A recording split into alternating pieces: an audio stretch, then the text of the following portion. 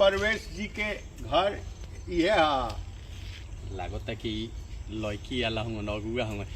हाँ हाँ प्रणाम प्रणाम आई बैठी ये हाँ आई ना बैठी ना। अच्छा अच्छा वाह सही जगह पर हम पहुँचनी है। आई लगे तो अगुआ आगुल टिफन लेके जाई बिया है साल हमारे हो जाई ठंडे में अभी 4 दिन बाद बैठी बैठी हम लिया तनी बैठी। जय भगवान देखी तो बड़ा बढ़िया घर दुआर बनौले बड़े। हाँ तो ठीक है बाटे भाई जवार के आदमी हमें नामजद आदमी आइली आइली 1 मिनट रुकी।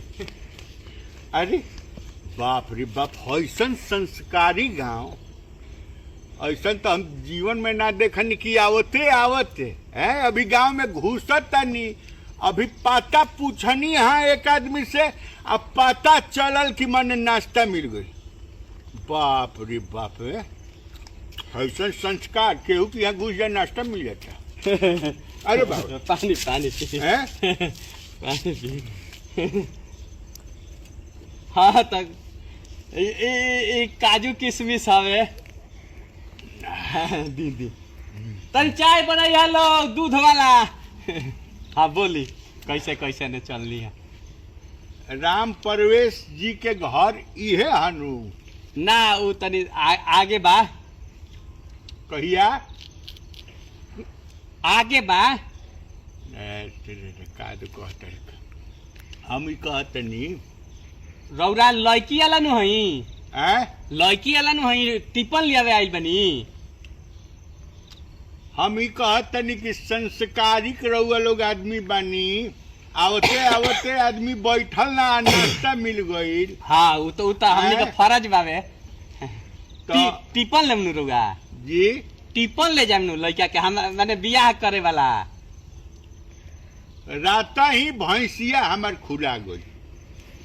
हाँ खुला जाली सन। हाँ बही रही का रउआ जी कम सुने नहीं का रउआ का तो कहतनी माने बहिर है सुनत सुनाई नहीं खे देत का अहिर ना है। अरे अहिर नहीं अहिर हम ना है हम हूँ क्षत्रिय। ओ अच्छा अच्छा शुद्ध क्षत्रिय एकदम। अच्छा हाँ लागत राते भैंसिया हम तो सुतर रहनी ठंडा के दिन हम सुतर रहनी घर में तलले जान तनी तुड़ा के काजे ने केने भाग गइल बिया। अरे बताओ ये लड़की के टिपन लेवे आइल बावे आई भैंस के काहे बात कर कोनो बात नहीं के ससुर बहिरू चली मेरारू बहिर ना होके चाहिए। लड़की राउर कैसन बिया लड़की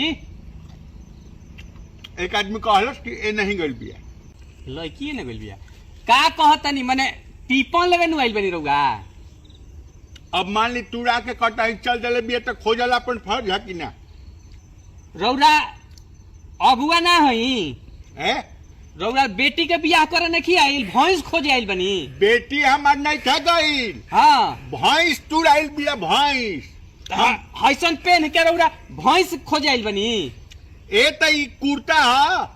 हाँ तो कुर्ता तो हलाई है। हाँ तो ई पेन के रौरा भैंस खोजे आइल बनी कि अगुआ हई रौआ का अगुआ हई रौआ। 1 मिनट है छोड़ी रौरा अगुआ ना हई का करतनी 1 मिनट रौआ अगुआ ना हई एने ना लौकल हिया रौर भैंस भुलाइल बिया। हाँ भैंस भैंस भैंस खोजे आइल बनी रौआ। हमार भैंस तुड़ा गइल बिया राते ओकरा खोजे नहीं आइल बनी। एजा उहे खोजे आइल बानी। एक आदमी कहला कि जितना एने तुड़ाइल बढ़ाइल रहे से जानवर नु राम परवेश जी की यहाँ बन्हाले से बांध के रखे ले। रउआ अगुआ ना हुई अगुआ ना हुई कहिया रउआ अगुआ टिपन लेवे नहीं खिए रउआ। वही हमार बिस्कुट खा गई रउरा। 1 मिनट का करे आइल बनी रउआ। हमरा दुख जानते नहीं का बाटे का हमरा एक एगो दुख बाकी रात से जब तुड़ाइल बिया तो का खइले होई हमने के तो बिस्कुट मिल जाता। एक मिनट रउआ अगुआ ना है तो हमार बिस्कुट काहे खाते नहीं रौरा अगुआ ना है तो हमार बिस्कुट काहे खाते नहीं? भैंस खोजे खातिर हम बिस्कुट रखले बानी, हम अपना बियाह करे खातिर बिस्कुट रखला नहीं है, नाश्ता रखला रहनी है कि केहू अगुआ आई हम दुआर पर बैठल बानी एही जी गांव के पहले रोक के ओकरा के नाश्ता पानी किया के टिपन देम। ए रौआ हमार बिस्कुट खा गनी भैंस खोजे में। रउआ ना लौकल हिया? ए लौकल लिया हमरा काहे लौकी?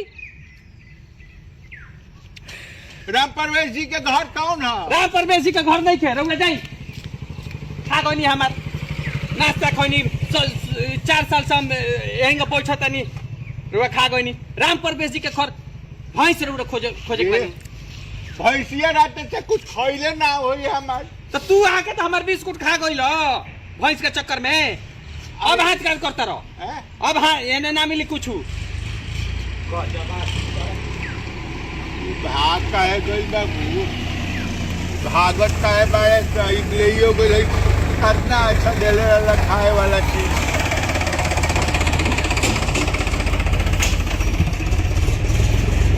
ए बाबू साहब, बाबू साहब, बाबू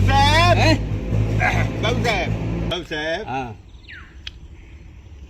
ई कहनी है कि जब हम एने आइले बानी भैंस खोजे, भैंस तो हमार होई कहीं ना कहीं तो होखबे करी। हाँ तो जाके खोजी। लेकिन हम सोचत तनी कि रउआ बहुत सुंदर लागत तनी देखे में हैं।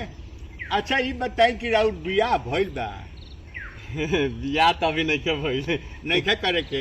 अरे ना तो ई सोचनी है कि मने एगो टिपनो लेकर जाई थी, मान ली बियाह शादी अरे भैंस मिलल ना मिलल। अरे तो अगुए हो तो बियाह हो जाई। एक मिनट रुकी, एक मिनट तो अगुए हो। जब भागे काहे लगनी, भागे काहे लगनी? अरे राम रे राम, का करता हमें तो पता नहीं खा चलत है भगवान। जब फिर भाग अरे इनके कल्याण के सोचनी है कि इनका कल्याण हो जाए, देखे में सुंदर वाले का। अरे वाह, अरे हमारा नाम मालूम चला, गलती हो गई, माफ करी। बुझली पानी पानी तन पीली, एक गलती हो गई, मिस्टेक हो गई। हाँ ये सोचनी है हाँ कि इन्हें हम आइले बनी। हाँ लड़का बहुत कम बढ़िया देखे सुने के मिले तो बात बाबा। तो बियाह भइल बा ना करे? अरे ना कतनी नहीं भइल। अच्छा ना करे तो मैंने हाथ ना सुंदर बानी रहुआ, आए बताई उम्र होइए गई बाटे तब बियाह काहे ना करे? अरे हम कहाँ कहतनी कि ना करे, हम कहतनी कि नइखे भइल। अरे तो नौकरी लागी नू। रहुआ ई कहतनी कि पाकिट में केहू के नौकरी नहीं खे नू रखल, कहतनी कि नौकरी नहीं खे तो कैसे करी? तो रहुआ नौकरी लागी, पढ़ल लिखल बानी, अरे लड़की के भाग में होई पैसा तक रहुआ कमाएब नू। अरे वो बात नहीं कहतनी कि बियाह नइखे भइल हमार, नइखे भइल। नहीं का करे के मैंने एकदम अरे करे के बा मान ले बानी कि मैंने नहीं का करे के। अरे करे के बा, हम टिपन दे दी रौरा के, टिपन दे दी। आज ना तो कल तो बियाह करबे करे रहुआ। अरे हमरा बियाहे करे खातिर सब लिए खियावत नहीं, बियाहे करे खातिर कैसे जानते हम बियाह ना करे? संस्कार और ठीक बाटे हम मानतनी, लेकिन बियाह शादी समय पर होला तो तनी बढ़िया लगेला। आज भैंस हमार दूध देती है तब न खोजतनी, भैंसे खोजतनी टिपन न लेवे आइल बनी। अब कहनी है कि टिपन ले लड़की के बियाह करे के बा। हाँ तबे न खोजतनी, दूध देती है तब न खोजतनी। अरे लड़की खोजतनी कि भैंस खोजतनी, लड़का खोजतनी कि भैंस खोजतनी? ओने गइल बिया त हम जाए, हम ओने जाए। अरे निश्चिंत रही। एक मिनट, लड़का खोजे आइल बनी कि भैंस खोजे आइल बनी? ओनहु जाए एनहु जाए, हम एको जगह छोड़े ना। अरे ओने न कहे जाए, हम कहतनी।